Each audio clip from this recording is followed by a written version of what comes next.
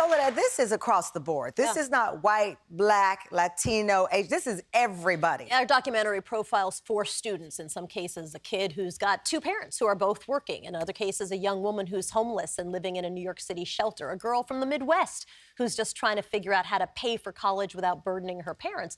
What they have in common is that college is very, very expensive, and they see college as a way to get more opportunity. But Which is reasonable to believe that. That's what we're told. But it means you then have to take on $40,000, $50,000, $60,000 in debt. So for many of these students, they literally cannot afford to eat. And I don't mean they're eating ramen all the time and it's not fun. Like, they literally cannot afford any food whatsoever if they're not going to a food pantry. You've been a journalist for many, many years. When you started investing. You sound old almost, Tamron. We're 20. We were babies right, when we started. Right, yes. But when you look at it, were you stunned as a mother, as a journalist, when she started to dig in and see these? You showed that statistic, right? 48%. Experts said that they thought it was going to be the sad story of a handful of students, right, who are just dealing with food insecurity. When they did this poll of a bunch of CUNY schools, they found that half of all the students reported that they were hungry.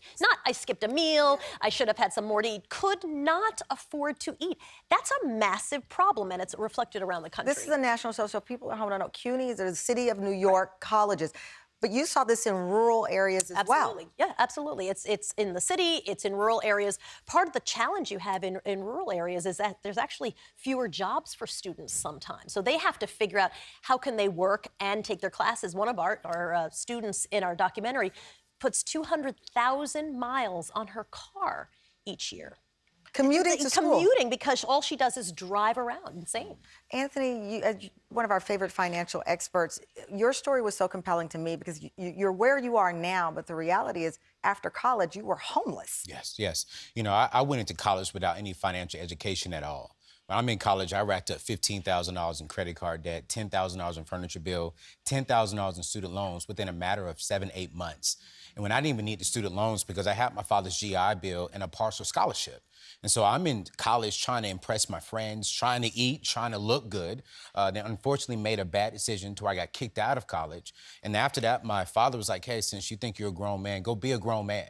And so when my family is thinking I'm living with friends, I'm sleeping in the back of my car and trying to figure out where am I going to be living, where am I going to be sleeping, how am I going to eat for 6 months of my life. So for you, there was a social pressure to attend this 4-year university, to be this person we're told we need to be to fall into the successful category.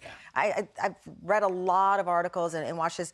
I just don't think we talk enough about 2-year programs, about training and teaching people that the only solution is not one of a 4-year Ivy League. You're not a failure if you don't go to Harvard. Part of the problem is that college is just very, very expensive, right? I mean, if you think back... It's a business. It's very expensive. And if you go to college, if you do have a 4-year degree, you're more likely to make more money.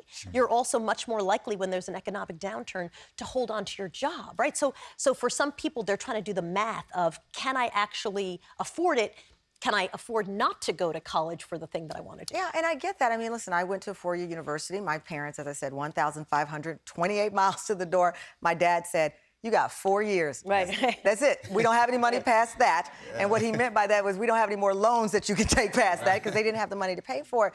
But again, the notion of believing that this is the only way you can have a valuable seat at the table in this country is if you have this degree. You know, one of the things I always tell people, I don't really have a problem with the cost of college, because just because it's expensive, I don't have to go to that expensive school. I can make the decision to actually go to an in-state school, to a community college, or to a trade school. I don't have a problem with a Mercedes. I don't have a problem with a Honda. I'm going to go a Honda if that's what I can afford. And so I think we have to start doing is stepping back and start teaching our young people, hey, here are your choices. Choose the right route for you. Okay, I get tired of hearing people say my dream school is this Ivy League school. No, your dream school should be one you can graduate from debt-free. Then once you do that, let's have a conversation. Yeah, absolutely.